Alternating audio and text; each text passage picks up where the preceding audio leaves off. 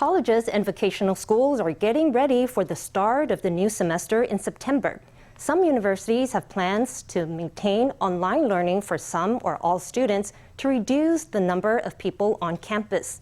The Ministry of Education says it will release detailed guidelines in the coming weeks to help schools plan a safe reopening.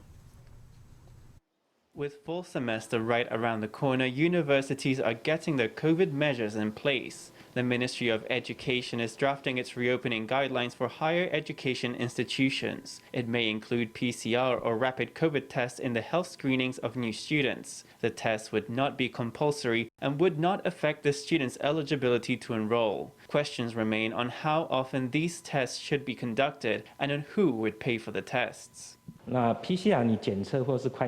PCR tests and rapid screening are only effective in the short term. They are a recurring expense, and the cost of that would be considerable. I would hope the ministry offers subsidies for that. The ministry says it will have concrete rules for classrooms and teaching, eating and drinking, as well as student accommodation. It plans to announce the rules 2 weeks before the start of the college semester, which falls around late September. Reports say in-person classes will be capped at 80 people. Usually in universities, you can sit wherever you please during class, but the ministry's guidelines may require classes to have a fixed group of students with assigned seating.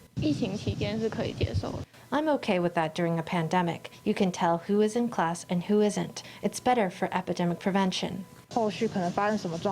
If anything happens, the school can investigate the issue more quickly. They can see who sits at which spot. It affords more peace of mind. Students may also need to complete real name registration to go to class. Ahead of the release of the government rules, some colleges have already planned changes of their own. National Taichung University of Science and Technology, Asia University, and National Chengkung University plan to offer online classes only until early October. Fengjia University plans to start in-person classes on September 13th, but large classes will be split into 2 groups, which alternate between physical and online attendance every week. China University of Technology is planning face-to-face classes for new students, with all other students attending online. The schools say they will finalize their plans once the ministry releases its guidelines.